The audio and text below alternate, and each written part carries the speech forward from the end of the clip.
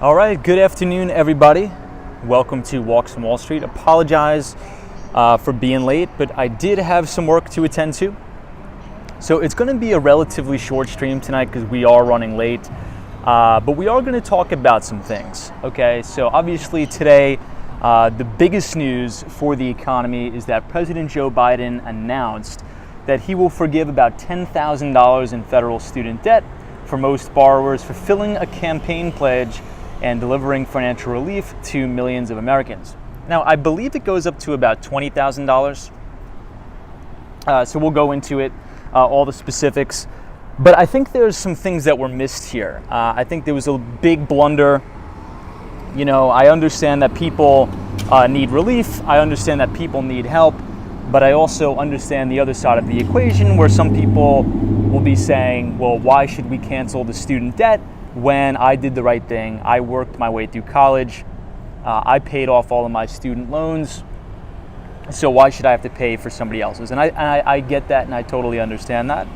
And I think that there's multiple things that we could do as a country to help mitigate the cost of colleges. Now, I've been very vocal about this. We've done multiple streams on this, that in my personal opinion, the reason why college is so expensive in the first place is because of government subsidies when it relates to the student loan program. So if we think all the way back to late 1960s, I believe around 1965, that is when the government first started to get in the business of subsidizing student loans. And before the 1960s, before 1965, college was actually quite affordable. And if you look at a chart, and the White House actually put out their fact sheet, which I thought was actually quite good. And it actually shows you a chart of the average cost of college tuition stemming back to the early 1980s and today. And it's compounded out about 9% a year. Now, before 1965, when the United States government was out of the loan program, college prices were actually pretty stable and relatively affordable for people to go. So in my view, what we're going to talk about today, I think that I have a very interesting perspective and interesting take on the student loan program. So just to sort of throw it out there, if I were President Joe Biden, what I would do is I would cancel all student loans. I would be very open and transparent and say, look, we made a mistake as American people. This government subsidy of student loans has been an absolute and unmitigated disaster. So what we're going to do is we're going to right our wrongs. We understand that people did the right thing, paid their way through college, went to an affordable school. I get that. I did the same thing. But if we just cancel student debt and then do not suspend indefinitely the program of subsidizing student loans on the federal level, this is just going to continue in perpetuity. So that is sort of why I was a little bit half-baked today when President Joe Biden came out with the decision to wipe away up to about $20,000 worth of student loans. Obviously, there's some income limits there, which we will go into, because essentially that really does nothing, right? And it's very apparent that many of these politicians do not have any real-world experience solving problems for customers in the private sector, because the number one rule of business is you never do a deal unless you're solving a problem. And the deal that was done today only merely puts a Band-Aid over the problem, maybe, because the debt is just going to continue to accrue. However, if President Biden and the Biden administration came out and said, look, the reason why student loans and college tuition has gone up exponentially over the years is because we've taken all free market capitalism out of the equation here. Okay?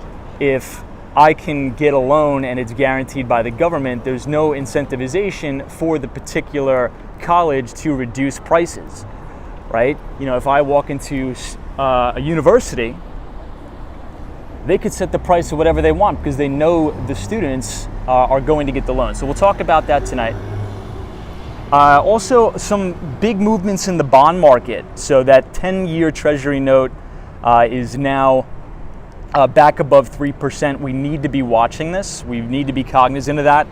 Big movements in the bond market, especially after the announcement of the student loans. I don't have my kickstand for my phone. Ed Podcast has said you're a Trumper. Well, you spelled "you're" wrong. And I don't think it would matter if I'm a Trumper or not. But for the record, I'm not. But it wouldn't matter. But thank you for your comment, Ed. So let me put away my laptop here. And we will get the stream started. So yeah, we got to watch those movements in the bond market, everybody. I think it's very, very critical.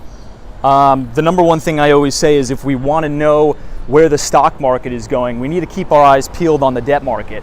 You know, many times people, when they try to forecast where the stock market's going to go, they look at the S&P 500, they look at the Dow Jones Industrial Average and the NASDAQ. That's not where your eyes should be peeled and set upon, okay?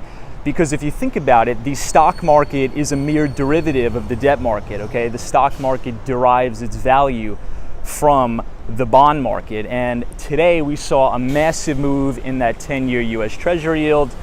We are now back above 3%. Also, another thing to be watching and be cognizant of is crude oil futures. So we are back right at around $95. If you type ticker symbol CL into TradingView or something like that, you will be able to see the price of crude. So let's see who's in the chat. Hope everybody had a fantastic day. Dan Zhang says, hey Tom, good to see you. Dan Nicholas Duras is first to comment. The Great Invisible is here, good to see you. Gregory says, good evening fam, welcome. Jake from Florida says, what's up, good to see you Jake. Brian says, hello. WW says, hey Tom, good to see you. Vinny Castellano, Austin City Limits. Lee is here, DO says, hey, looking pretty dark. Yeah, I think it's about, what time is it here in Southern Florida? I think it's about 9:30. Kathy Lyons says, hey Tom, good evening. Tucson says, if we as a nation are going to have free college, that is a policy choice. It shouldn't be done piecemeal. Agreed. So I guess I'll go ahead and jump right into it, but I want to set the precedent for the stream because I know this is a pretty big hot button issue, right?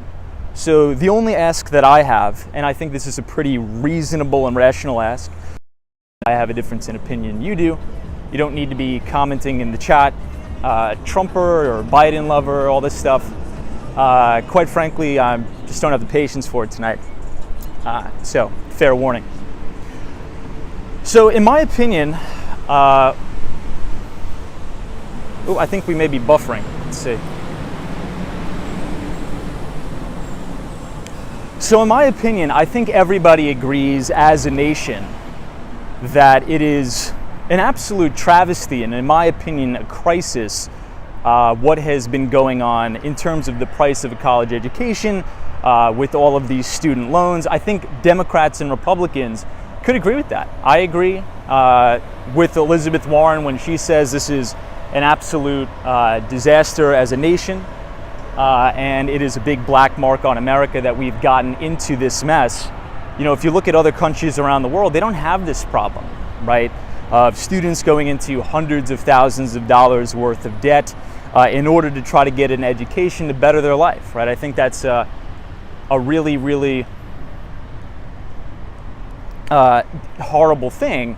So the only issue that I had with today's announcement, right, to essentially wipe away, I'm not going to say all, but for a large majority of people, it is actually all of their student loan debt. Now, I know the arguments on both sides. I think we've reviewed that. As a salesperson, as somebody that's been successful in the private sector, I think it's important to be very solutions-oriented and solutions-focused. I think the biggest problem that we're seeing in politics today is everybody is just fighting about each other and not being solutions-focused and solutions-oriented. And I think that is very prevalent with politicians because they're inexperienced, right? They've never had to have a real job. The majority of them have never, worked in the private sector or done anything. So they don't have to be solutions focused. So if we look at the problem, right? Why college is so expensive in the first place, it all comes down to the federal student loan program, or the government subsidy of student loans in general.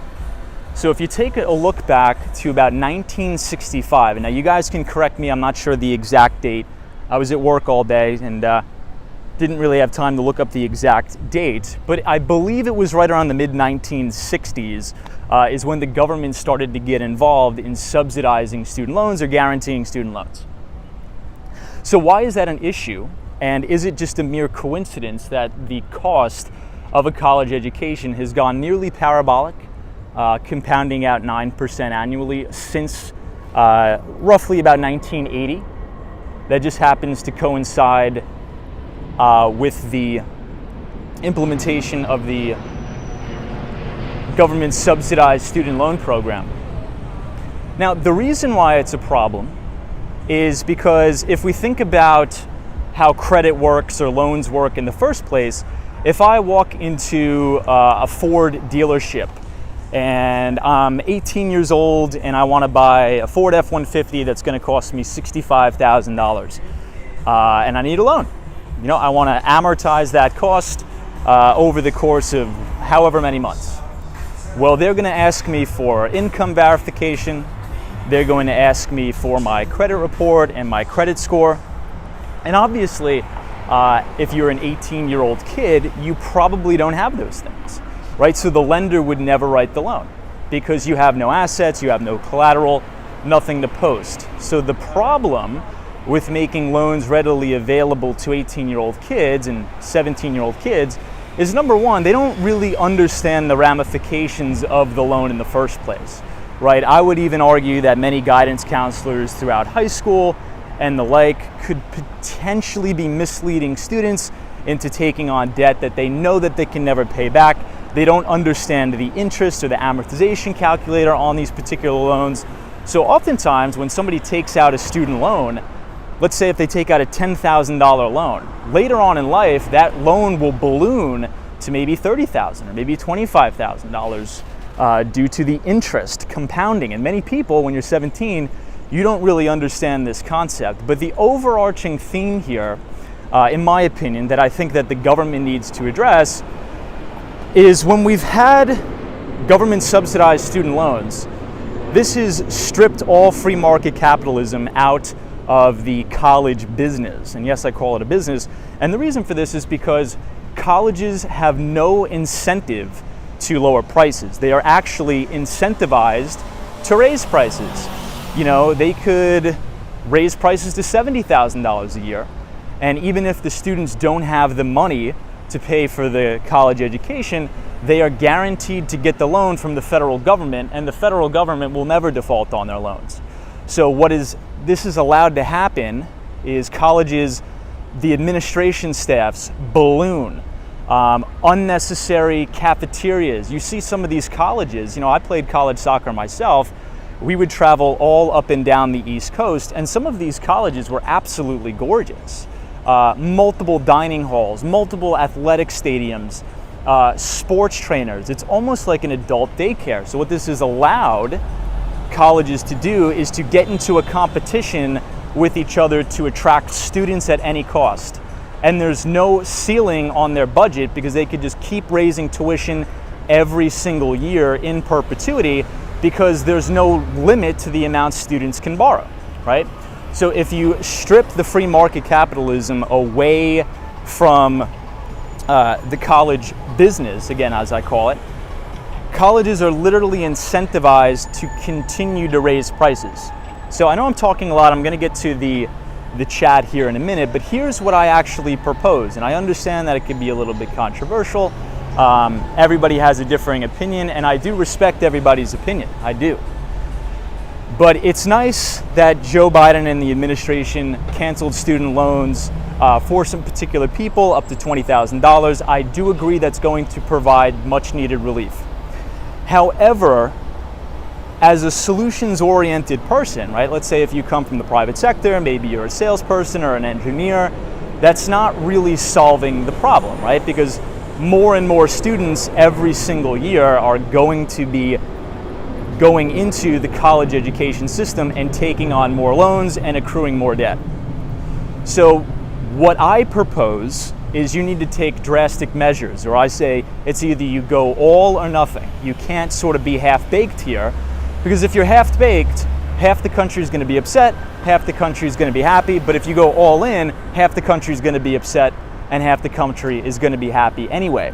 So if you really, really want to make an impact and cut off the head of the snake, as I say, what you need to do is, fine, if you want to cancel student loans, good, be my guest. But from that day forward, we have to stop the craziness of providing government subsidized student loans.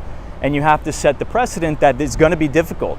You know, for the next 3 to 4 years, there may be particular students that cannot afford to go to college. Colleges are going to need to cut their administration staffs because you're going to see colleges' enrollments plummet, right? If nobody can get a loan, colleges will be forced, just like any other business, to cut out the fat, decrease the overhead. Maybe they'll have to cancel their plans on building their third football stadium.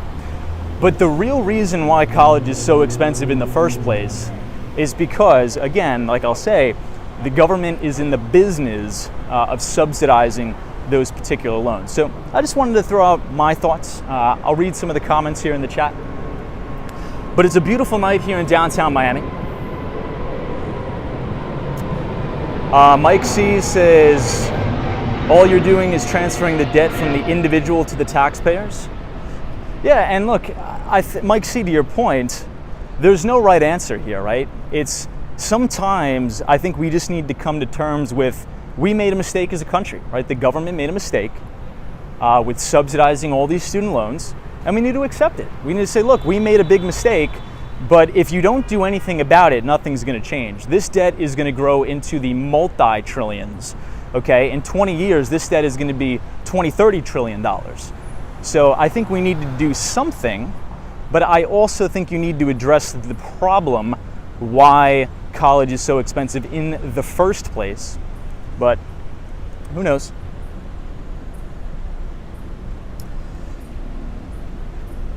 Hey, Soho is here. Good to see you. Peter Webley says, why do blue-collar workers have to subsidize gender studies majors? SME Media says community colleges are now going private, are now giving private colleges a run for their money. Yeah, I agree. Coke Bottle says colleges are basically for-profit businesses. Dan Zhang says it's so crazy that a lot of colleges in America have more cash reserves than many companies in the S&P 500. So Dan, I also think that's a really good point, right? So there was actually an interesting tweet by Michael Burry. And Michael Burry is actually one of the people who predicted the Big Short. So in the 2008 financial crisis, he predicted the Big Short. And one of the things he said is almost very similar to my thesis, right? You know, if you're going to cancel student debt, you need to actually address the problem. Because even if you cancel all of it tomorrow, there's just going to be more debt accruing in perpetuity if the government keeps subsidizing all these loans. Another interesting thing he said, to sort of piggyback off of what Dan Zhang was saying, is that why should the American taxpayer be subsidizing a college education when a lot of these universities across the nation have multi-billion-dollar endowments, right? So if you look at a lot of the top 50 schools, some of the Ivy League schools, they have multi-billion-dollar endowments.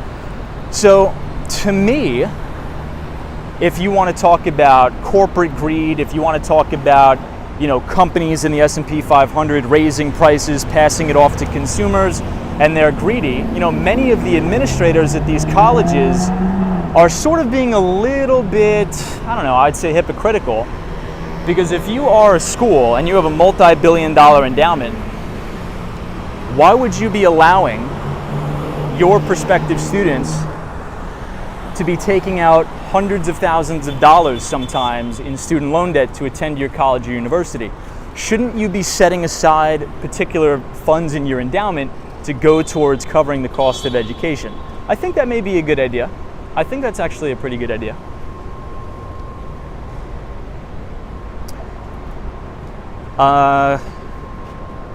Coke bottles says, why should taxpayers pay for those tax cuts that the wealthy get every 8 years? Yeah, we probably shouldn't, Coke bottle.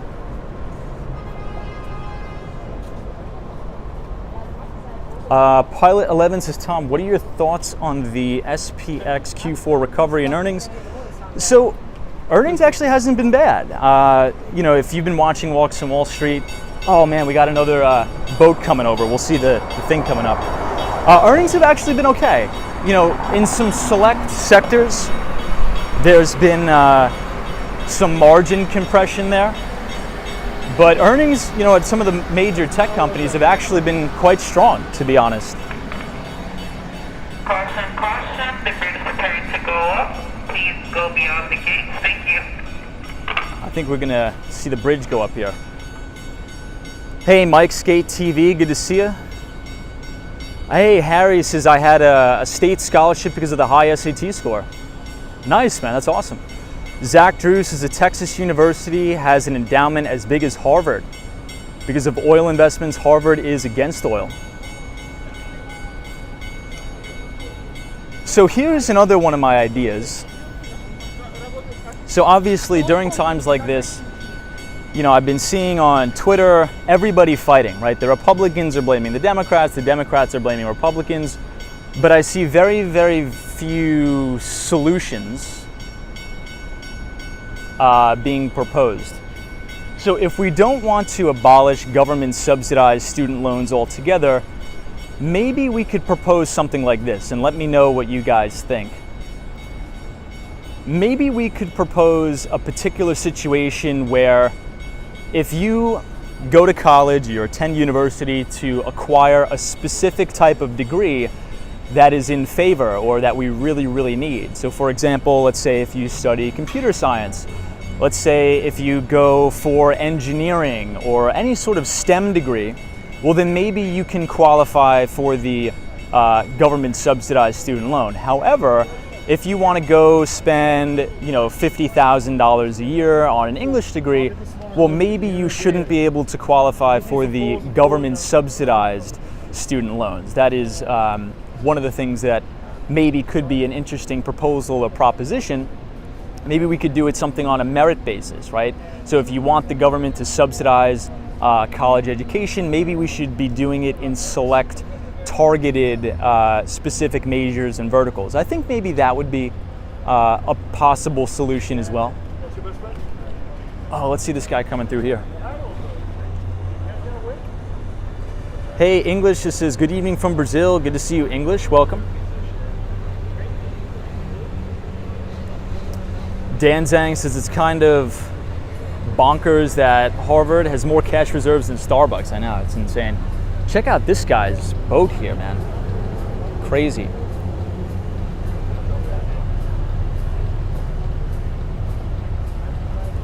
Deborah says, no, I don't agree. Why is STEM more valuable than English? Many English majors go on to become lawyers and professionals. Interesting. All right, I respect the disagreement. I'm just throwing out ideas because what I'm seeing a lot in the political space is everybody just says, okay, cancel everything, but then there's no follow-up, there's no idea, right? So my whole thing is, look, the money is going to be spent anyway. I think we need to come to terms with that. The government's going to spend money like crazy, right? And we've seen this throughout the great financial crisis. It just recently happened with the COVID crisis where we printed trillions of dollars and bailed out the airlines. So I think we need to come... Caution, bridge is going down. Please remain beyond the gates. Thank you. All right, let's watch the bridge come down. I think we need to come to terms with and just live in reality that the government's probably going to spend money anyway, right? If it's either funding a war or doing something else, it's going to be spent. However, when we spend that money, I think it may be particularly rational to say, okay, if we spend the money, we need to fix the problem so the problem doesn't happen again, perhaps. So that is where I think I differ from traditional conservatives to say, oh, we shouldn't provide any student loan relief. And I disagree with that. I actually think we probably should, because just like anything, I actually believe there's a large portion of individuals that were led astray, that were forced into these particular loans maybe in a malicious or unethical way. I definitely do see activity like that potentially that have happened. And I think we already know what the main problem is, right? The government subsidy of these student loans.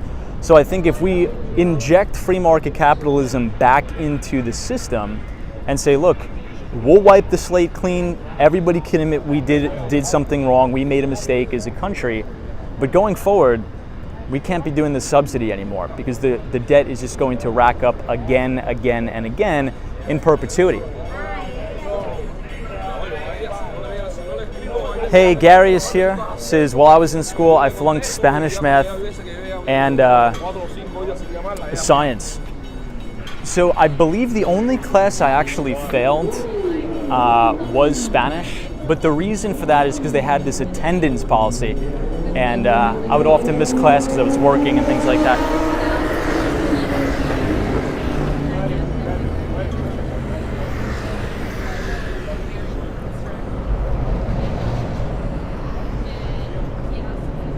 Eleven says, cancellation of loans lead to a moral hazard. Everybody should pay as much as they can. Yeah, so I think 11 has a point, right? I think everybody that's commenting, and I'm reading the comments, there's just a lot tonight. I think everybody has valid points. You know, this is one of those situations where there's going to be no right answer that's going to make everybody happy. It's such a massive problem that no matter which way we address it, there's going to be people that are really upset. You know, I agree that it's not ideal to have taxpayers pay off somebody else's loan. You know, I did the right thing. I went to a very, very cheap, affordable school. I worked 40 to 60 hours a week to help pay for the college education and to save some money. And I get that, right? I get that. However, I think also is to blame is the stigma and the culture in the United States to force a 17-year-old to take on debt acquisition, sometimes against their will, from guidance counselors, from parents, just because you need to go to college at all costs, when, you know, maybe you just need a year off to think about what you want to do. You know, many people go to college and they have their majors undecided for 2 years before they decide what they want to do. So why not, you know, take a step back? We should be having the conversation that, look, college is expensive. If you don't know what you want to do, maybe take a year off. Maybe go to work. You know, you should think about going to college because it's going to be a lot of debt. It's going to be a lot of money. And maybe you should think about a career that would lead to more lucrative pay so you could do the risk-reward analysis. I don't know, maybe just another idea. Deborah says, I totally agree with that. I think college is great, but so is a gap year. Yeah, I mean, I think we should just be normalizing the behavior, since I think, so the good news is Democrats and Republicans, obviously we all agree on the same thing, that it's gotten out of hand. I think everybody could say that the cost of an education in the United States has just gotten out of hand. It's just the way we address the problem that is what we're sort of stuck on, right? And I'm seeing a lot of good ideas in the chat. I respect people on both the right and the left side. But I really strongly believe that if if we really abolish the government subsidized student loan program, I think we need to understand and appreciate that for the next 4 to 5 years, it's going to be very, very tough. Some students are going to get left behind. Some students are not going to be able to afford to go to college. But if we pay that price over the next 10 to 20 years, you're going to see a ton of these colleges that aren't providing good value to these students go bankrupt. You're going to see a lot of colleges cut costs, and prices will normalize. Hey, Tariq, thank you so much for the $20 donation. Says JB is not a problem solver. He is trying to buy the next vote, says Tariq. Well, thank you for the donation. I appreciate it, and I appreciate your comment. Pat says they need to have work-study programs in high school. where they can intern in a field of their job choice and see what job requirements in terms of education, trade school, doctorate certificate, etc. Pat, I think that's a fantastic idea. I think that is an unbelievable idea. I agree with that. So once again, for all of those that are just joining, I just do want to set the floor here that, look, I understand this topic of conversation is very polarizing politically. So let's just not try to, throw blows at one side if they're a Biden supporter, or throw blows at one side if they're a Trump supporter, because quite frankly, I don't care. I'm cool with everybody. I think the purpose of this stream is to sort of get people to think critically, right? Whether you're a Republican or Democrat, or whether you're a democratic socialist or a conservative, doesn't matter. I think that what I'm trying to put on a platform is to try to get people to be critical thinkers and have a conversation with people on a different side of the aisle. And I think the reason why it's so important, and very, very seldom on the stream do we get political, but this could have serious economic ramifications. I mean, like, massive. This student loan bubble is worse than any 2008 financial crisis times 10, okay? And the way that the interest is accruing, right? You'll see some stories where a particular person went to college, they wanted to do the right thing. They took out a $20,000 student loan, right, to get an education, but oh wait, they didn't look at the, amortizations calculator, they didn't understand how the interest would accrue, and 20 years later, since they paid the minimum payments on that $20,000 student loan, what happened is, that $20,000 student loan is now a $30,000 student loan, right? In some cases, even more than that. So I think the government, right, if they really, really want to address the problem, okay, fine. If you want to cancel some student loans to relieve the burden off of people, okay, maybe I could accept that.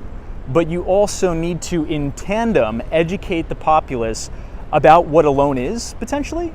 Because if you think about this, and I actually read the White House's FAQ sheet and the one-pager, and to be honest, it was actually pretty good. It gave a lot of good data points there that I actually previously didn't know.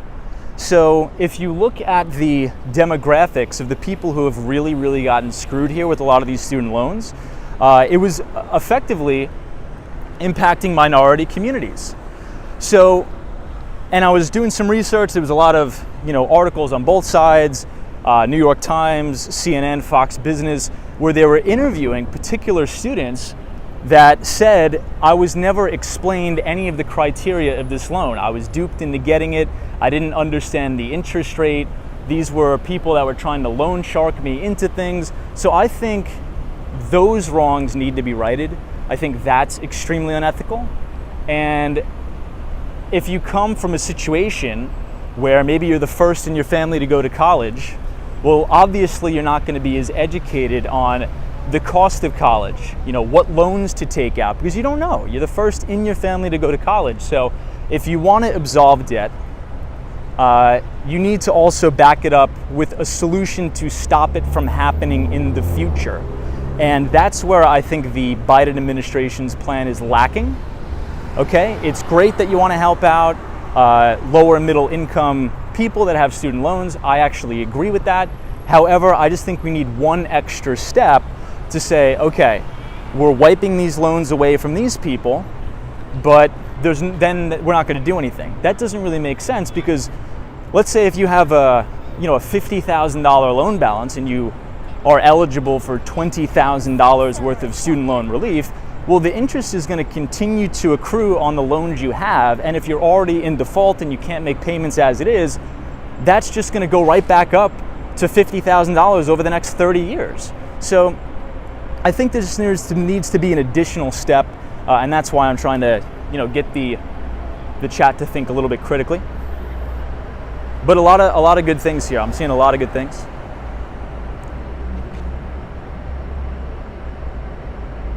Deborah says, I don't know how much those kids knew and didn't know, but at 17, you're not going to understand the real life implications of interest. I agree. Dr. Strange says, it is surprising how many people do not know about finances. mortgages, banks at high school, as opposed to teaching them art courses, prepare the youth for life. Yeah, so Dr. Strange, I agree with that. You know, I didn't, in my high school that I went to, nobody ever really taught us about personal finance, how mortgages work or anything. So I think that's a pretty good idea. Maybe we should be investing or requiring maybe all 11th or 12th graders in the United States to take a basic personal finance class. I think that's a good idea. I would allow my tax dollars to go to that. I think that's a good idea. Christian R says they need finance classes in school. The ABX girl says student loans cannot be discharged via bankruptcy. Yeah, so the ABX girl, that's another thing that's crazy, right? So these student loans, they're not bankruptable. So to ABX girl's point, and this is why I have a really, really big problem with governments subsidizing student loans, because that is the safest loan lenders could do, right? I mean, that's essentially like buying a T-bill or something like that, because the governments really never default on their obligations, right? Because it's funded by the American taxpayer. So if that's the case, if I am a college or university, I'm going to be allowed to hire a bunch of administrators. I'm going to be able to build 30,000 football stadiums and cafeterias galore and make the place like a grown-up Willy Wonka chocolate factory, because by definition I am incentivized to do that, because budgets can grow in exponential fashion because the funding will always continue to increase year after year, because the students are guaranteed to get the loan for whatever amount. It doesn't matter if it's $100,000, doesn't matter if it's $300,000. And I think it's interesting that nobody really thought that through when they implemented that program back in 1965.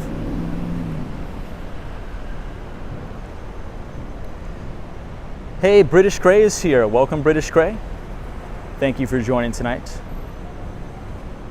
Hey, Jimmy says at a macroeconomic level, loan forgiveness will have similar or better impact on domestic issues versus supporting overseas war with American tax dollars. Yeah, so Jimmy, I actually agree with that statement. I agree with that statement. But I think that we just need to take it a step further, right? So if you want to help people out and cancel the student debt, I can actually have some wiggle room on that, but then you can't just let the debt continue to accrue in perpetuity, and hence that's why it goes back to my point. If you really want to cancel all this student loan debt, fine, do it, go big, but then that's enough with the government-funded student loans, because if you cancel, let's say if you just went big and you canceled all the trillions of dollars worth of student loan debt, but you didn't then go in on the back end and say, all right, that's enough, no more government-funded student loans, well then it's just going to balloon to $2 trillion again. So there's no point in canceling it. So if you're going to cancel it, you need to fix the problem. So I think that's a good point you made. Hey, Freezer is here. Good to see you. Welcome. Points Travelers says need more trade schools, lesser in tuition and more return than a traditional college. This is Points Traveler. Yeah, so maybe we should have a different conversation about multiple different paths you could take, maybe learning plumbing or HVAC, something like that. Okay, I agree. I think that's nice. Tish TV says things definitely need to be regulated. Coke Bottle says call it whatever you want to call it. Entitlement, freebies, or you name it. It is a great bill to help students out. Points Traveler, I read that one. The ABX girls is if you put your tuition and books on a credit card, then file for bankruptcy, yeah. Jimmy says Mike Rowe of Dirty Jobs has shown thousands of high-paying jobs. Yeah, so I've definitely seen that as well.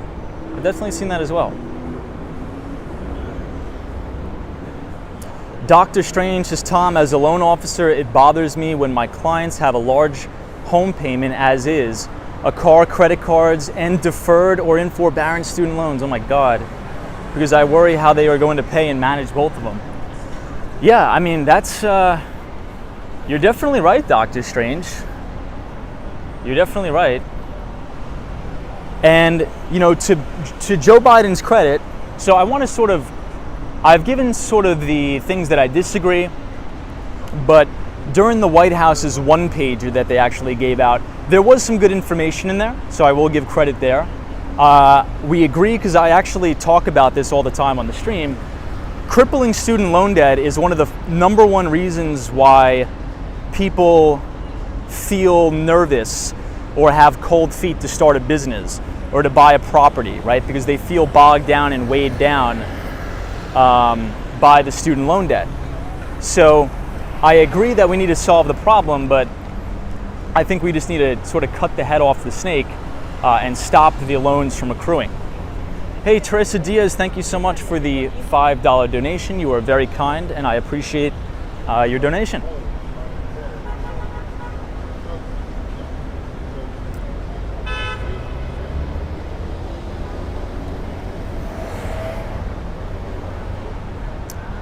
Gary says, I'm just glad that me and my sister never went because of the intuition.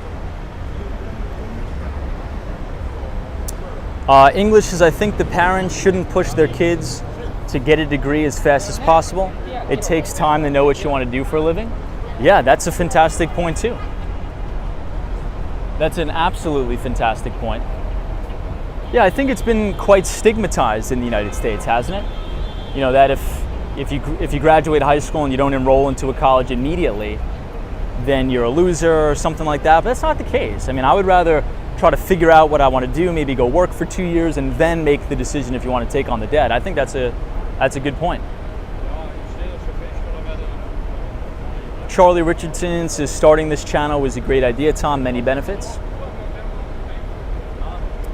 Yeah, Tariq says, can't borrow 100K to start a business at 18, but you could borrow 100K for school. Yeah, I agree. It's nuts, and that's why I think, again, going back to the point, not to hammer on it too much, I think that's why you see the prices of college tuition skyrocket over the years, right? It's the same thing with any type of asset class. When you have money sloshing around, right, you could make the same argument about the U.S. equity market or the U.S. housing market. The reason why the U.S. housing market has been on a tear and is in bubble territory, same thing with the U.S. equity market, is because the Federal Reserve has policies of artificially low and suppressed interest rates. So they keep the Fed's funds rate near zero. In some parts of the world, central banks have negative interest rates. Start quantitative easing, buying U.S. treasuries, buying mortgage-backed securities, further suppressing rates, providing liquidity in the market, and you wonder why the price of homes have doubled over the last year, right? So, again, good point. Nakos, good to see you.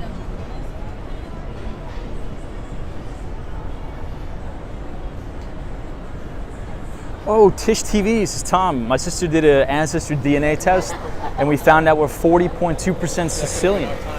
Nice. So I think I'm about half and half. I think I'm about 50% Irish, 50% Italian. Hey, San Miguel is here. Welcome, San Miguel. Good to see you, my friend.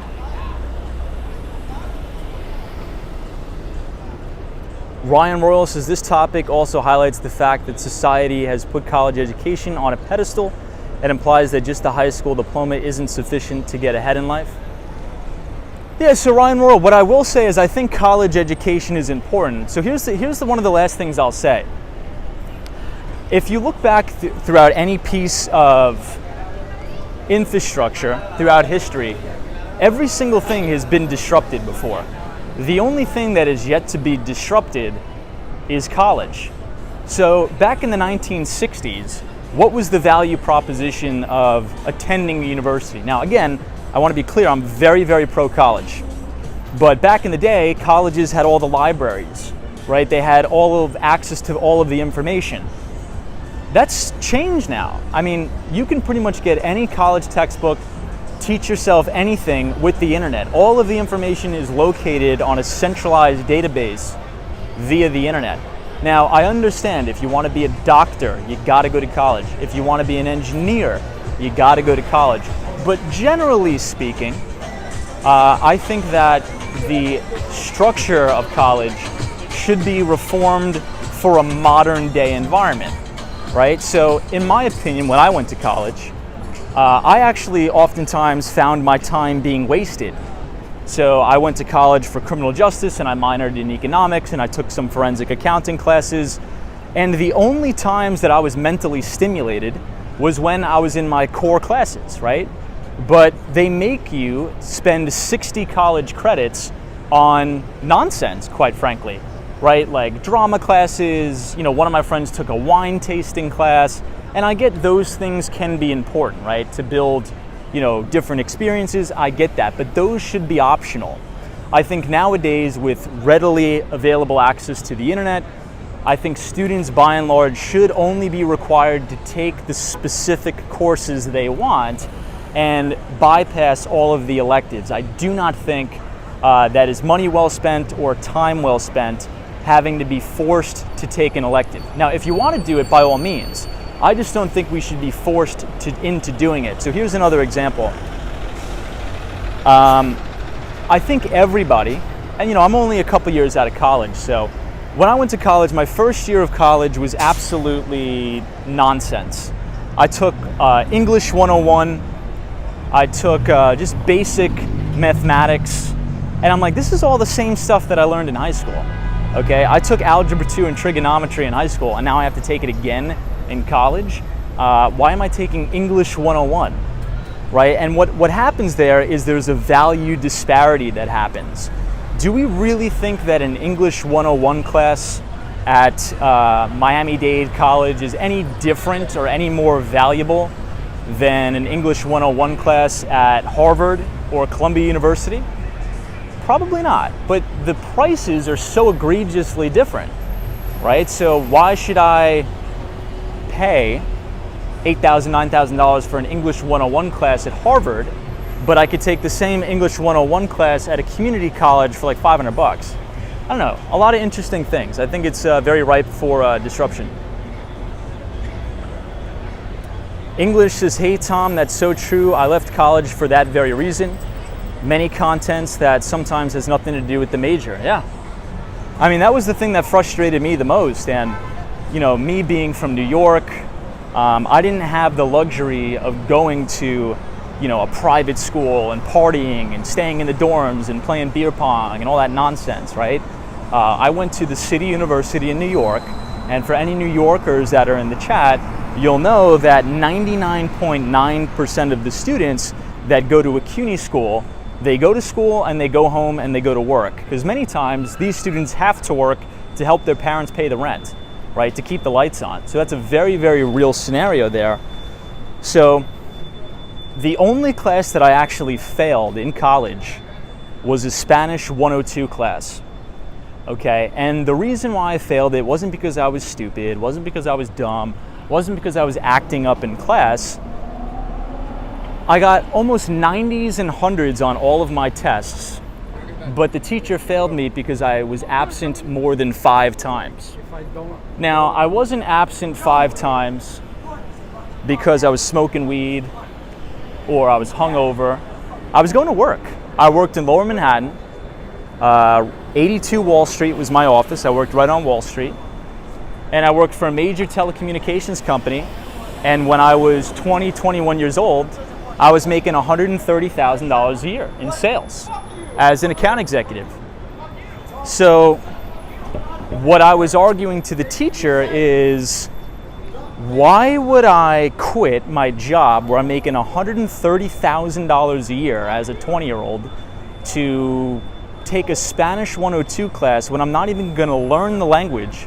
And I told her, I was like, if I really want to learn Spanish, I'll move to Miami and be forced to speak Spanish. 102 is just regular, hola, ¿cómo estás? Muy bien, ¿y tú? So I was like, look, I don't think this is particularly fair to me. And then what happened? COVID hit like a year later and everything was online. I was like, oh my gosh. So I went through all that trouble. I failed that class because they're like, no, you'll never learn the language online. It's non-negotiable. CUNY students need to be in class to take a language. And then fast forward 8 months, we have the biggest pandemic of our lives and everybody is taking classes online. It's the most ridiculous thing. Anyway, I'll digress. Hey Keisha, good to see you. Says, I saw a job listing that was specifically asking for someone who graduated from a top university. Yes, You should say define top university. Just say define top university. Dr. Strange is here. Says, hey Tom, I went to a college. I went from a college to a university and did not want to accept many of the transfer credits. Dude, that's another thing that's ridiculous about colleges. Like, they won't accept the transfer credits. I think that's a big scam. Okay, to my point, I think an English 101 class at John Jay College of Criminal Justice is the same thing at St. John's University. I think we need to stop playing the nonsense games. So I know I've been dumping on the government a lot, but I also think it's the responsibility of the institution. And this is actually where I agree with President Joe Biden, because Joe Biden actually came out at the conference call, I guess you could call that, and he said, look, one of the main reasons why college tuition is high is because the universities are taking advantage of the students. That I agree, but they're taking advantage of the students because they can. That doesn't mean they should, but they can. So, to your point, Dr. Strange, I was actually going to transfer to a finance college called Baruch College, and it was in the same university system, City University in New York. And they're like, oh no, you'd have to go for another semester because these credits don't transfer. I'm like, we're the same college. Anyway, I digress. Hey, Sunshine, New York City. Good to see you. Welcome, Sunshine. Says thank you for being here. Thank you for being here. Check out this car here, insane. Ryan Royal says exactly, unfortunately the pandemic forced the traditional college model to change and show us the online virtual learning is the future. Yeah, I mean, that's why I think, well, before I say that, let me just say the pandemic is so egregious and I wish it never happened.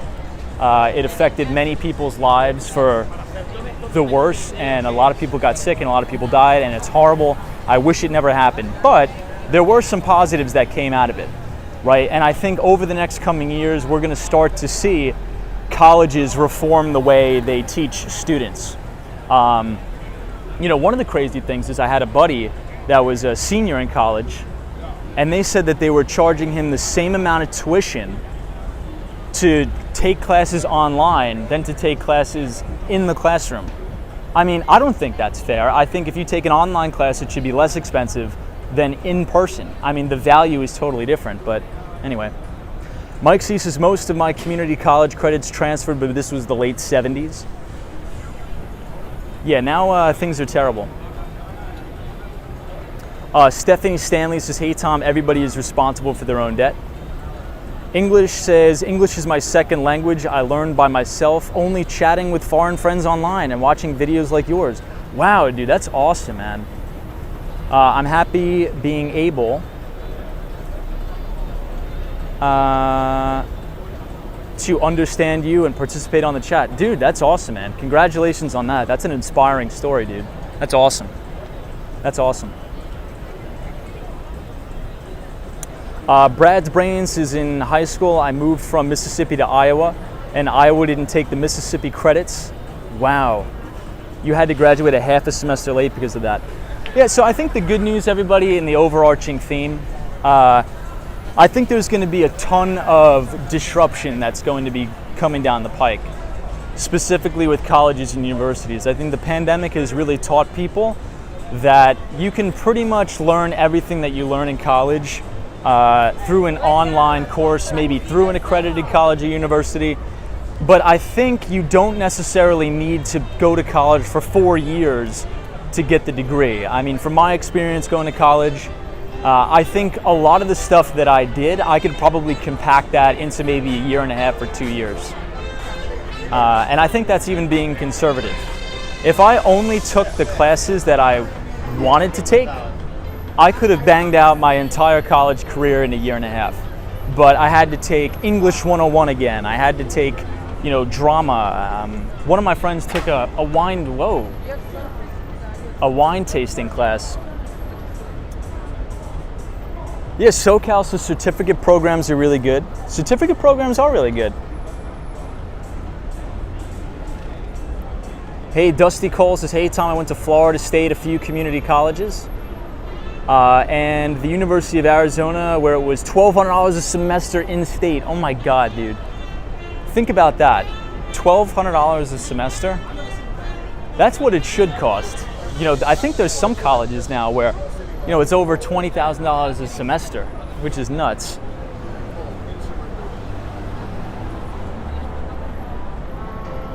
Yeah, so San Miguel says, for instance, scholastic lecturing methods fits in online, but it's not useful to create skills.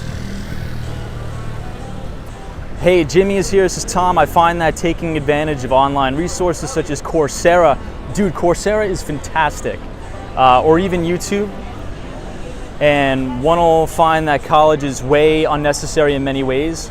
So Jimmy, I 100% agree with you. I think that's a fantastic observation.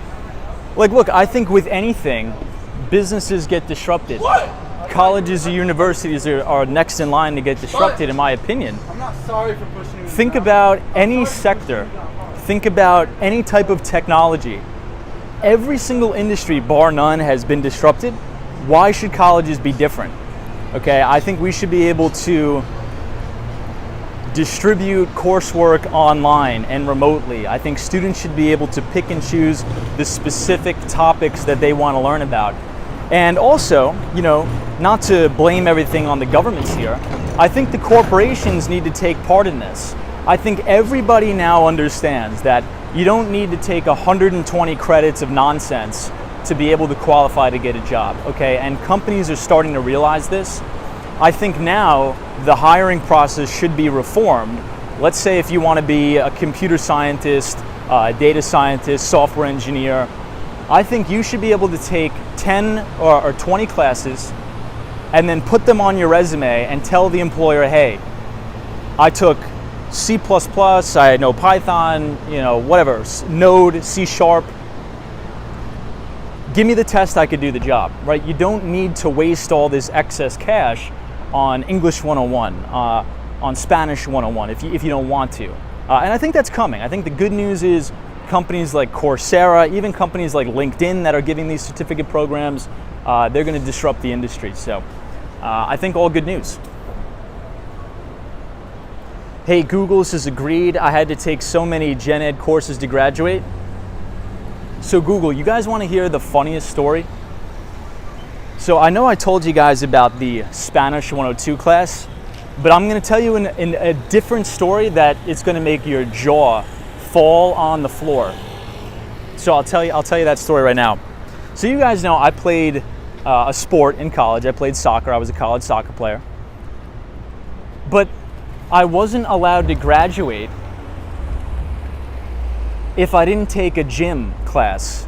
I needed to take physical fitness. And I was like, guys, I'm a college athlete. Why do I need to spend $800 in order to? And the reason why I was arguing with them, just to give you some background, is because I had about 118 credits left to graduate. I had 118 credits. I needed 120 to graduate. And they're like, oh, you don't have your gen ed requirement for a PT. They made me take a gym class, okay? So I had to go spend more money to take a gym class when I played college soccer for 4 years, lifting every day, you know, running 12 miles sometimes a day to practice for preseason. And they made me take the gym class. And you know what I got in that gym class? I got a C- because I missed 2 of the tests because I was working. And it's just things like that are ridiculous. I mean, that's just unnecessary red tape. That is just unnecessary red tape, I think. Again, I'll digress, but my point is, that happens more times than you would think. That happens way more times than you would think. Deborah says, are you kidding? You needed to take a PE class? That sounds like a bureaucratic issue for sure. Yeah, well, I went to a CUNY school, so in the City University in New York. Yeah, they made me take a gym class. And you know what we did in the gym class? It was so ridiculous. We literally would walk up and down the stairs sometimes, and we would jog around the block. So I went to school in New York City. So my school wasn't like a campus, it was literally in a building. So I would have to go all the way to the city, pay $20 to get there on the train, and we would literally walk outside and run 3 laps around the block and walk up and down the stairs for cardio. I'm like, this is the biggest waste of my time and money. Google Sasames with CUNYs are so extra with the extra credits. Yep, CUNY is horrible with that. But I also want to give the other side of the story, right? I try to be fair and balanced. I didn't really pay that much to go to college. Okay, CUNY is a fantastic system. All right, it's not like you're getting a college degree from Harvard or Yale, but you're gonna pay like $2,000 maybe a year, maybe. Especially if you go to college in-state, if you're from New York, you're gonna pay like a couple grand a year. So it's not like I went into debt to do it, it was a couple grand. Brad's brain says, Tom, same here, but I took 2 weeks and went rock climbing for my ridiculous PE credits. Well, not for nothing, rock climbing actually sounds kind of fun, to be honest. But again, that's the point. You know, you shouldn't have to be forced into doing something fun what if you're financially strained and strapped, right? Let's say, for example, and this happens more often than not in the CUNY system, by the way, and this is why I'm trying to give a diverse range of topics on the stream. CUNY is an inner city education system, and a lot of the demographic of students that go there come from, you know, underprivileged communities, underserved communities. They tend to come from a lower socioeconomic status. So could you imagine the particular student that has 118 credits and the college is busting their chops to take a gym class? You know, what if they don't have $800 to spend on the gym class? You can't cut them a break and give them the diploma? I don't think that's right. You know, if you have a student and their household income is below $75,000, maybe they don't have the $800 to spend on the gym class, okay? I think there should be some wiggle room. There should be some nuances. I think the board or whatever, the dean should say, okay, this is a little bit ridiculous. We can give them the degree. I don't know. That's just my take. Maybe it's a hot take. Mike sees as if we're on the college team, you get 4 PE credits for doing it.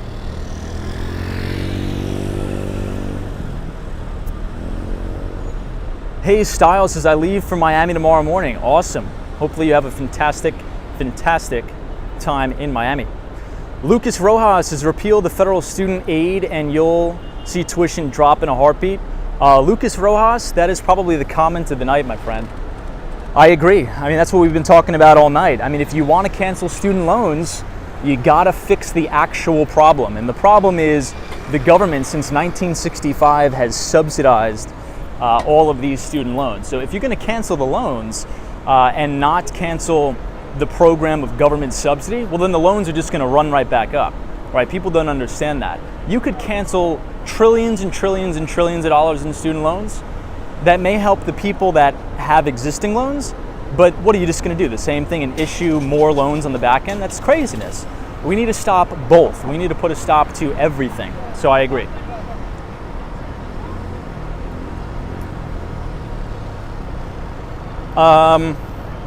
So in other news, everybody,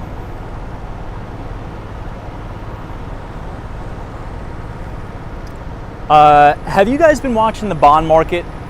So we're coming up on an hour here in the stream. If you guys are enjoying the live stream so far, feel free to leave a like on the video and subscribe if you are new.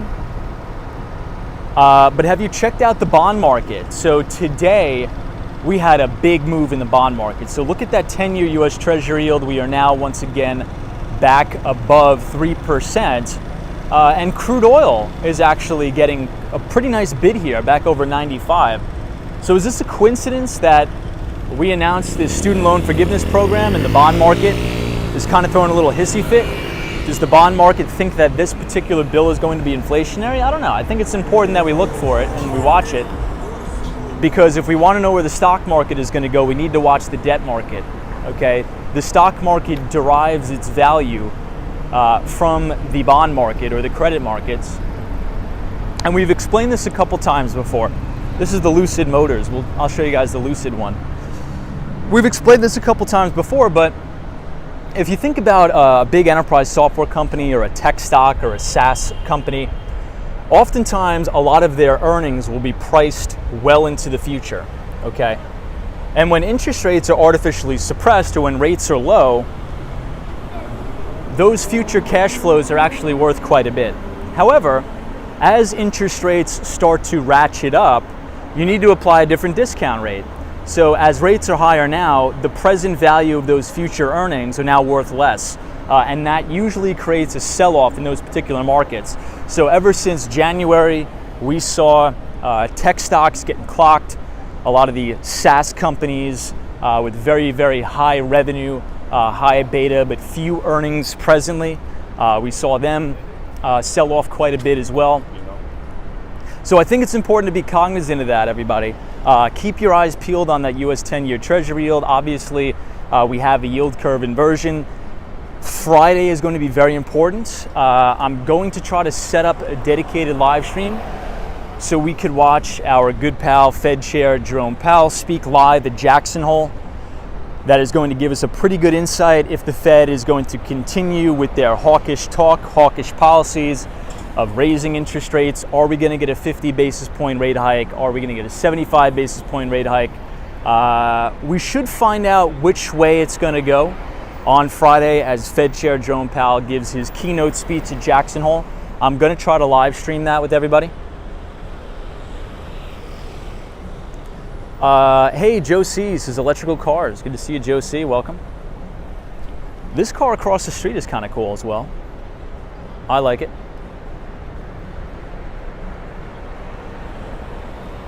The ABX girl says, Tom, also the multi-million-dollar salaries sports coaches make in the university system. Yeah, that is insane. And ABX girl, to your point, I think the reason why it's so crazy is because it's like a slush fund at these colleges, right? To ABX girl's point, they can continue to raise the tuition in perpetuity because there's no price cap. You know, if the University of Miami wanted to raise tuition to $100,000 a year, there would still be people that would be able to get the loans. Still.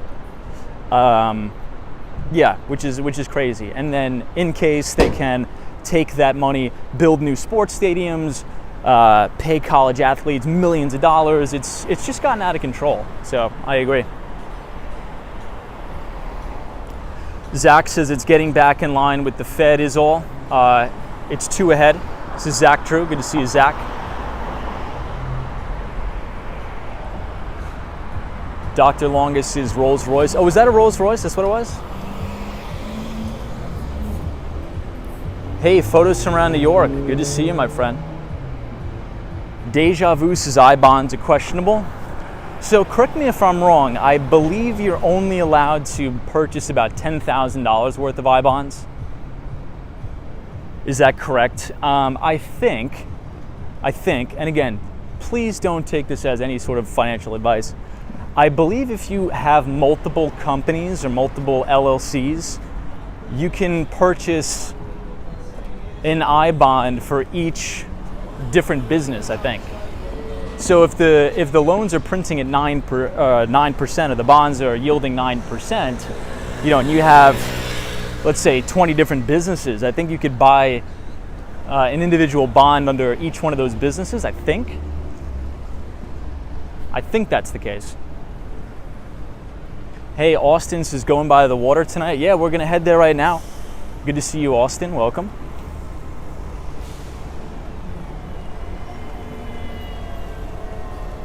Zach says, hey Tom, ahead of Jackson Hole, yields are going back up, but I think the small pop early today was just from the recent gap down and was faded quick. Still think the market will pop once more before trending down. Zach, I actually have a question for you. I want to know some of your insights here. What do you think about the narrative? So there's a pretty big narrative now on Wall Street that after the midterm elections is when the Federal Reserve is sort of going to take their foot off the gas in regards to raising rates. Do you agree with that particular narrative? Do you think that the Federal Reserve is going to continue to increase interest rates, but after the midterm elections roll around, do you think that's when we could potentially even see quantitative easing again? What do you think? Let me know. There's been a lot of back and forth on Wall Street. I saw some interesting Bloomberg interviews.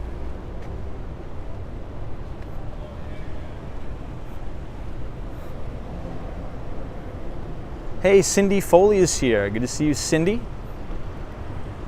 Welcome, welcome.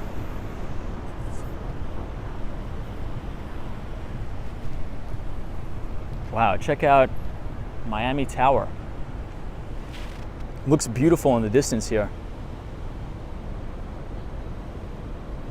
Deja Vu says buy before the midterms. Okay. Zach Drew says market chops lower through September and then goes up till year end. So Zach, it's interesting you say that. So one of my really good buddies, sort of like a mentor to me as well, runs a pretty decently sized hedge fund, and he says, so this is what his thesis is, okay? Well, this is what he would want to see. Historically, markets tend to bottom late October, November-ish. So what a lot of hedge fund managers are looking at, and the only thing that concerns me is when a lot of fund managers are looking at a particular thing, it usually doesn't happen, but long story short, what he's looking at is for the market to make one leg lower. So when I say one leg lower, I'm talking about the indices, right? The S&P 500, the NASDAQ, the Dow Jones Industrial Average. He thinks that the indices are going to make an additional low that's going to bring us into the end of October. And then he thinks that the market is going to rebound and be off to the races. If that happens, I think that's going to be the exact shakeout that we need. So here's what I mean. I've always said on the stream that there's two main criteria that have not been hit yet, which is making me a little bit nervous that the market may not have bottomed.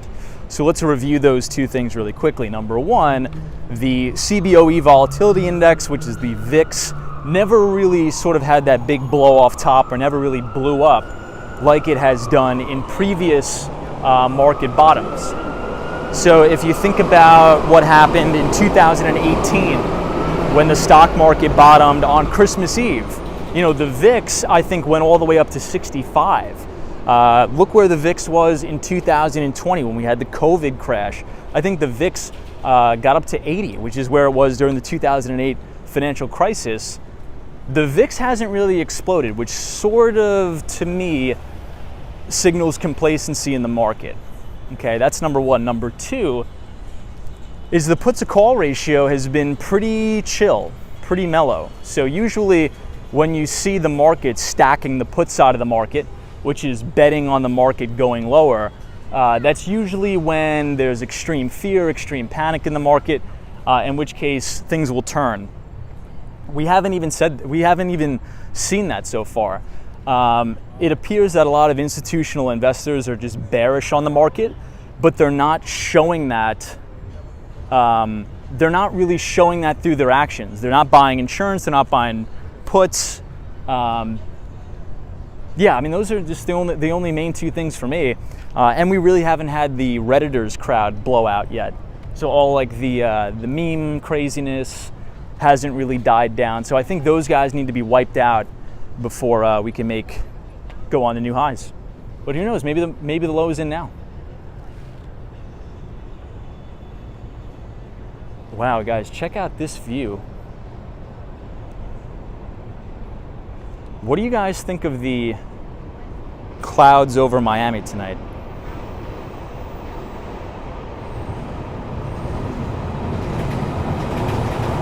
Hey, Jay Masters says my taxes in New Jersey are $12,000 a year. In South Carolina, they're $800. I know, it's insane. I think New Jersey even has New York City and Long Island beat in regards to taxes.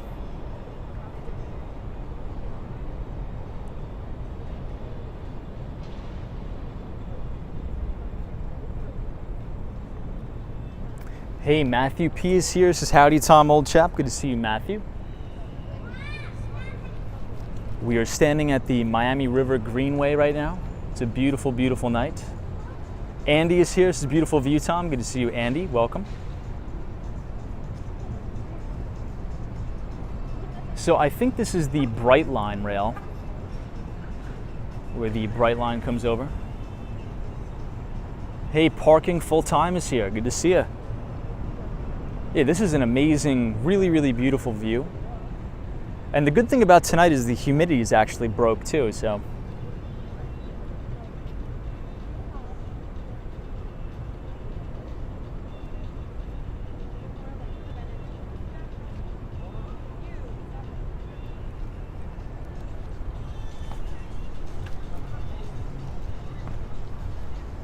All right, let's head back over and around. Oh, this is a nice view too. Look at these clouds. These clouds almost don't even look real. Check this out. Zach Drew says, I agree with that. I think they will do a 75 basis point rate hike in September, then possibly do 4 more, 25 basis points to get up to 4.5 next year. I think they will hold at 4 to 4.5 through the year and the start of 2025. Interesting, possible. Hey, Lil Yell says, hey Tom, today was a good day and a victory for regular people. Lil Yell, good to see you, my friend. Thank you for your comment. Yeah, we spent about the first hour of the stream talking about our thoughts, what could have been improved with the student loan forgiveness program, and not to really go off on the big tirade that we went off on, but I think there needs to be an additional step. I think that if you're going to forgive student loans, then you need to also stop writing government subsidized student loans, because it's going to be a problem in perpetuity if we just keep writing these government subsidized student loans. So fine, if you want to cancel it, by all means, I agree, but then we need to stop flat in our tracks of continuing the insanity of having the government in the student loan business, which is only making college prices go one way, and that's higher.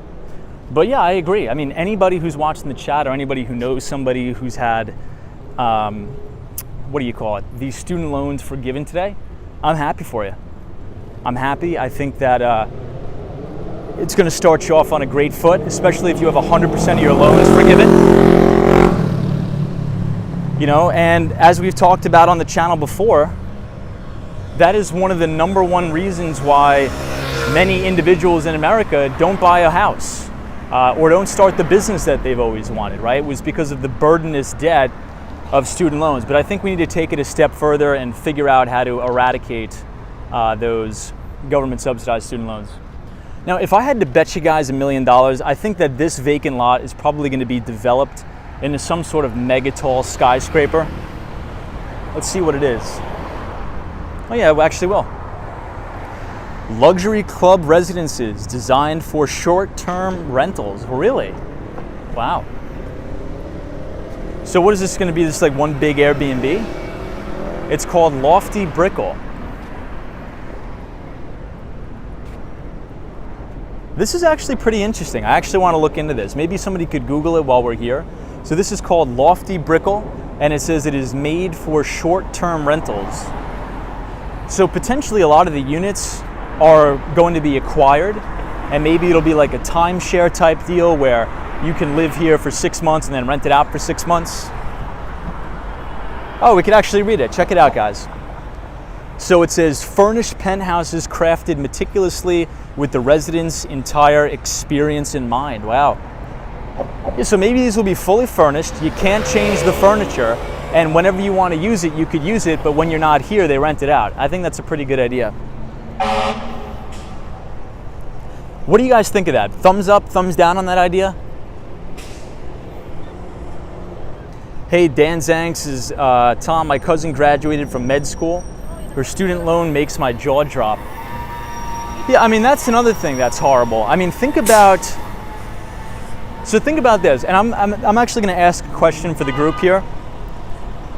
Do you think that the monstrous debt burden that people have to go through to be a doctor prevents actual people from pursuing that profession?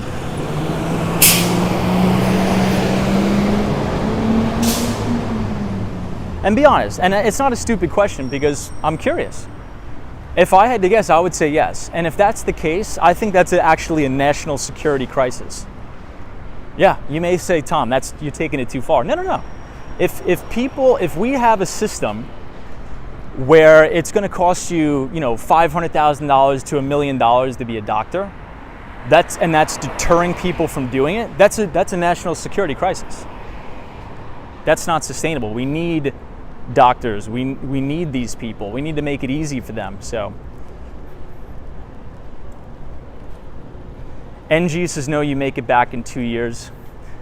I don't know, man. Let's say if you have a $500,000 student loan balance, and you have what are the rates on some of these? Maybe 3%, maybe a little bit more. It compounds.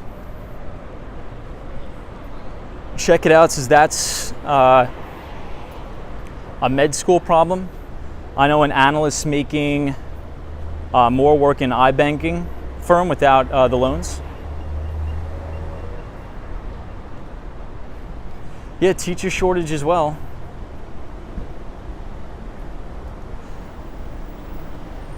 So this is the KPMG building that is also shared with the WeWork building.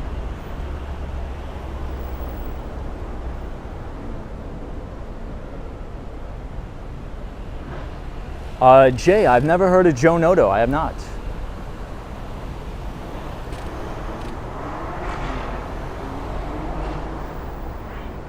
But I do just want to say to the group that I was very reluctant on doing this stream because people automatically take it to 100% and start fighting and screaming and throwing names at each other. But this has been a very productive dialogue, and I appreciate everybody that joined the topic of the student loans. I think that this stream proves that it's possible to disagree in a respectful way, and we don't have to say, oh, you're a scumbag because you're a Biden supporter, or you're a scumbag because you're a Republican. That's not really getting anybody anywhere. So I want to thank all of you for being civil. There was a ton of good ideas both on the right and the left. And I actually learned some new things and looked at some things from a different perspective. And that's the point, what I'm trying to do. Obviously, from my years as a salesperson in tech, you pick up how to negotiate properly. You pick up how to think critically. And I think that more content on the internet should be positioned in that particular way to put people's guards down so they can feel comfortable to voice their opinion without the fear of somebody who's going to ram a freaking spear down their throat. So I appreciate it, guys.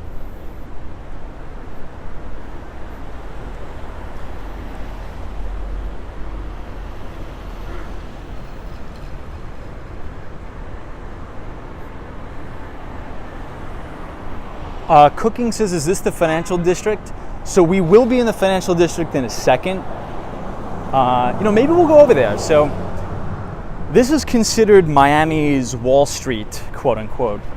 There's a lot of banks, Latin American investment banks here, but we're actually about to be outside of the Bank of America Tower. It's not as big as the one in New York, but still nice. I'll show it to you guys.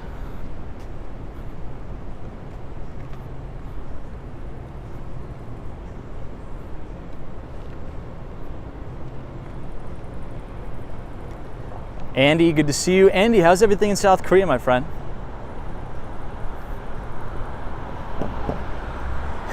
San Miguel says, why on earth would people wear shorts and flip-flops in the middle of the city?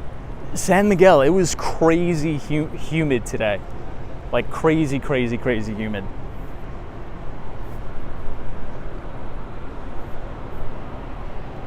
Yeah, somebody says lots of foreign consulates in Brickell too. That's right, that's true.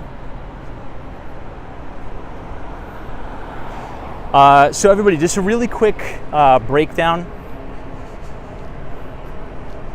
I think we had a good discussion tonight about student loans, what we can do to be solutions focused. I think we reviewed almost ad nauseum, okay, it's a big problem, and there's big problems in the government subsidized student loan programs, we get that. But looking forward to tomorrow and the next day, as many viewers of the stream have said, I always stop for these cars because I really don't trust anybody, especially here in Miami. The drivers, that is. I think we need to keep our eyes peeled on the bond market. So is that 10-year US Treasury yield going to blow past 3% and continue higher? If that's the case, equity prices are going to come down inevitably. So that is a risk to the stock market. I am going to try to get my computer up and running to stream live Fed Chair Jerome Powell's speech on Friday. If I am not live for that, you guys should really carve out some time during your day to watch that. This is going to set the entire tone for the stock market, the entire tone, because it is going to give us a glimpse into future monetary policy. Are they going to go big? Are they going to continue to raise interest rates by 75 basis points? Are they going to hold rates steady? I think we'll probably get a 50 basis point rate hike. I think futures traders right now are pricing in 75 basis points, but I think at bare minimum we're probably going to get 50. But keep your eyes peeled on that bond market. This is the Bank of America Tower, by the way. Man, it looks nice amongst the clouds here.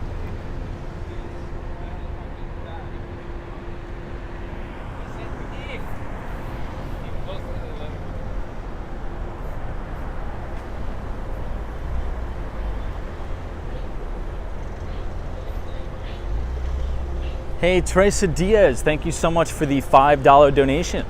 This is for the beautiful message you want to place on the park bench. Thank you, Teresa Diaz. I appreciate the support.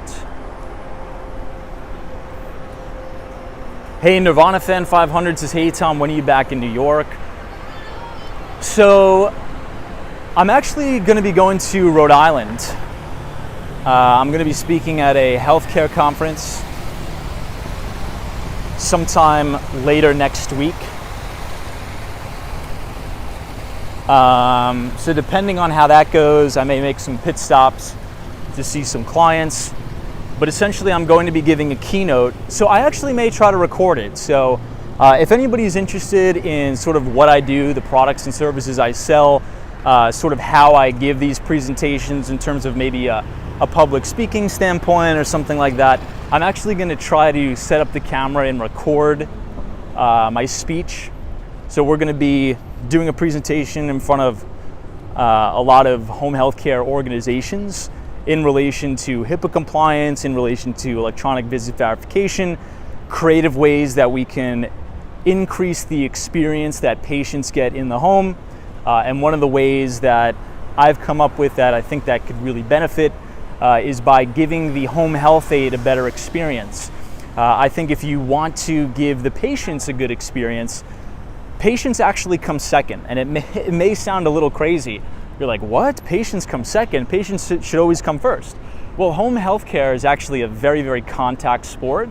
And if your home health aides are not happy, if they're not motivated to come to work, if they don't feel appreciated, how do you think they're going to treat the patient, right? So it's sort of like you need to put yourself in your employee's shoes, give them the tools they need to do their job, which means increasing technology usage, right? From an EVV standpoint, from an EMR standpoint, from an RPM, remote patient monitoring.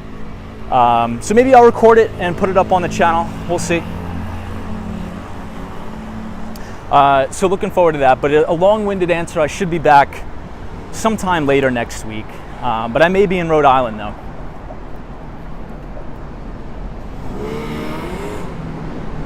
So this is the Aston Martin building, beautiful.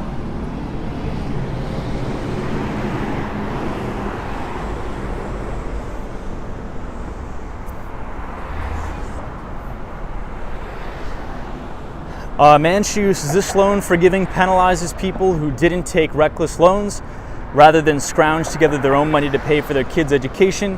How is that fair? No, and I definitely understand and appreciate your concern.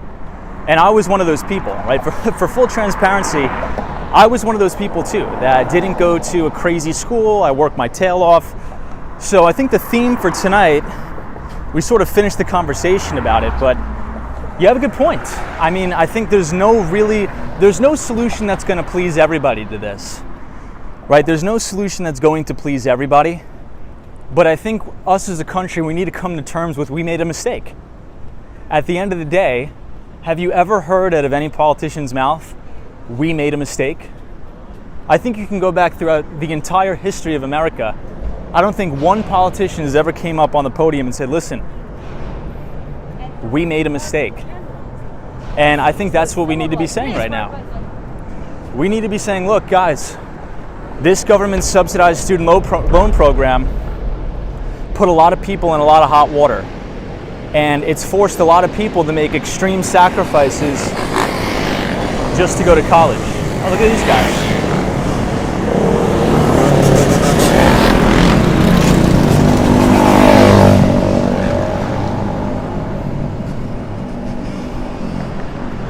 So anyway, I think you guys get the point. I agree that people are going to be like, you know, I look like a laughing stock because I did the right thing. I saved my money. I didn't go to an expensive school. And I totally get that and feel your pain because I was one of those people. I don't think that canceling student debt is going to solve it.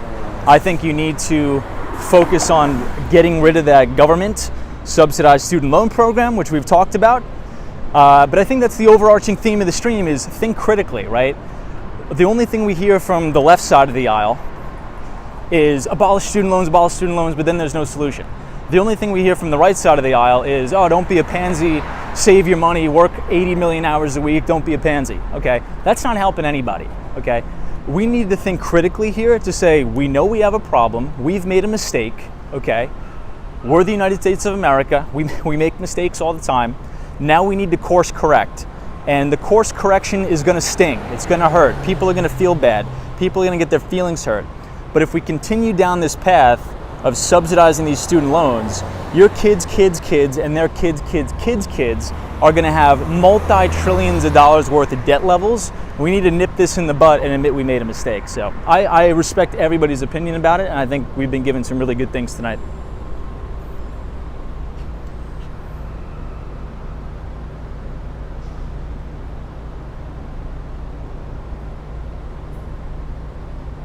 Yeah, the ABX girl says, no, many families do not have the degrees or the dollars many CUNY or HBCU students have. Parents who never finished high school and their families never thought their child could go. Rusty Golfer says, these loans will never be paid.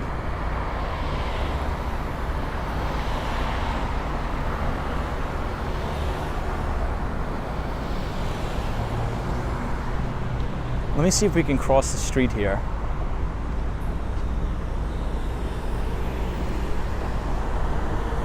Hey, Amanda Ross is here. Hey, Amanda says, hey, Tom, I am working full-time and going to school full-time right now. It's hard, but I know not everybody makes enough to do that. I think schools should be more excusable. Amanda Ross, I think I'm actually going to award you with the comment of the night. I think somebody else had the comment of the night, but I'm going to give you the comment of the night. Schools play a part in it too. It's not only the government. I think schools take advantage.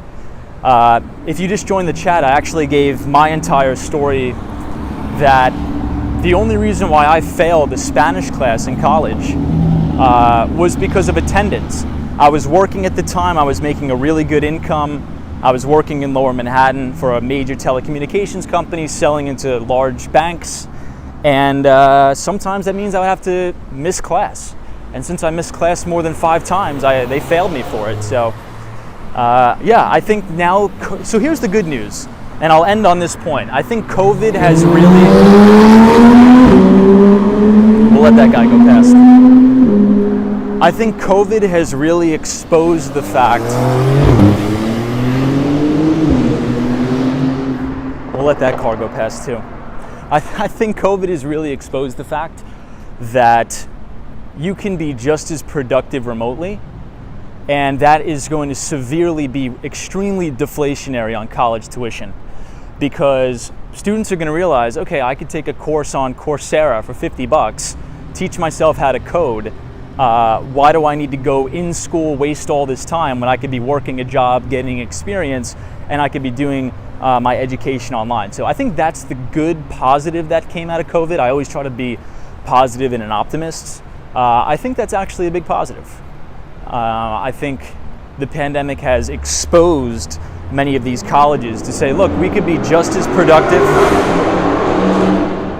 and learn just as much by doing things online. So I think you're right.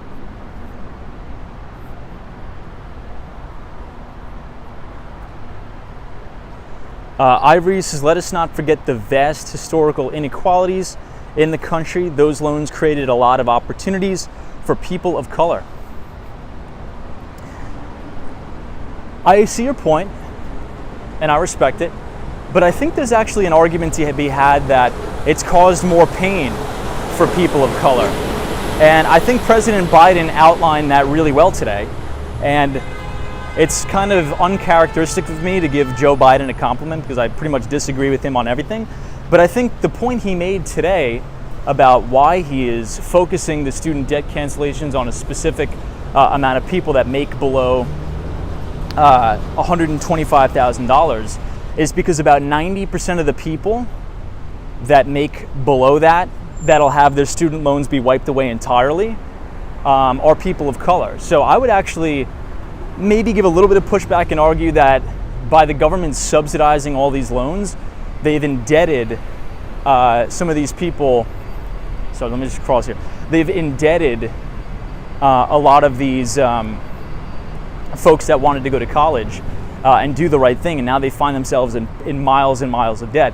It's sort of like the same thing that they did during the 2008 financial crisis or leading up to that with all of their housing programs targeted at minorities. And what happened is there was a lot of loan sharks and a lot of unethical people out there that were targeting minorities specifically and talking them into adjustable rate mortgages and doing extreme unethical things. So look, I think there was some good things that happened today. I'm happy for the people that have gotten their debts wiped away. I think it's going to be a huge burden off people's shoulders, which I think is fantastic. And I actually do agree with the statement that it's probably going to increase some economic output from people who are going to get their loans totally absolved. But everybody, friends, Walks on Wall Street family, we do have to call it a night. But once again, I just want to say thank you. Let me watch this guy.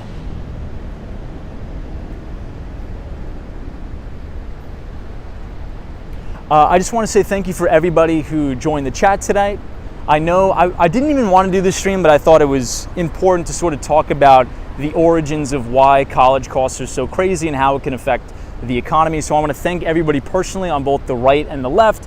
I know it can get a little bit political, but I think that we've proved on this stream that it doesn't matter if you're a Biden supporter or on the right wing, a conservative, Republican, we could have a civil discussion, we could learn a lot, we could have a couple laughs and walk around the city. So I want to thank everybody.